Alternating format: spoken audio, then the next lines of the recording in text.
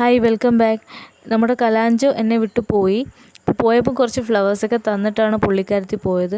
അതുപോലെ കുറച്ച് ലീവ്സ് കിട്ടിയത് ഇതുപോലെ പ്രൊപ്പഗേറ്റ് ചെയ്യാനായിട്ട് ഞാൻ വച്ചിട്ടുണ്ട്. അപ്പോൾ എനിക്കറിയില്ല അത് സക്സസ്ഫുൾ ആകുമോ ഇല്ലയോന്നും. അപ്പോൾ എനിക്ക് പറ്റിയ മിസ്റ്റേക്ക് എന്താണെന്ന് വെച്ചാൽ ഈ പ്ലാന്റ് വെള്ളം ഒഴിക്കുമ്പോൾ ഒരിക്കലും പ്ലാന്റിൻ്റെ ലീഫിലോ സ്റ്റെമ്മിലോ ഒന്നും വെള്ളം വീഴാൻ പാടില്ല, അഴുകിപ്പോവും. ഇത് ഒന്നാമത്തെ മിസ്റ്റേക്ക്.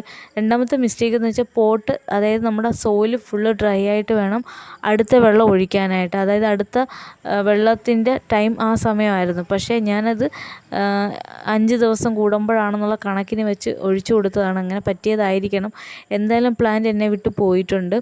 അപ്പം നമ്മൾ എവിടെ നിന്ന് പ്ലാന്റ് മേടിച്ചാലും നല്ല രീതിയിൽ അവരുടെ അടുത്ത് ഇതിൻ്റെ ഇൻസ്ട്രക്ഷൻസ് എന്തൊക്കെയാണെന്ന് ചോദിച്ച് മനസ്സിലാക്കുന്നത് നന്നായിരിക്കും. യൂട്യൂബിൽ നോക്കിയപ്പോഴാണ് എനിക്ക് കറക്റ്റ് എന്താണ് എനിക്ക് പറ്റിയ മിസ്റ്റേക്ക് എന്ന് എനിക്ക് മനസ്സിലായത്. അപ്പോൾ ഈ ഒരു പ്ലാന്റ് ആദ്യമേ ഞാൻ നോക്കേണ്ടതായിരുന്നു. എന്താണ് നമുക്ക് ഈ പ്ലാന്റിനെ എങ്ങനെ കെയർ ചെയ്യാമെന്നൊക്കെ ആദ്യമേ നോക്കേണ്ടതായിരുന്നു.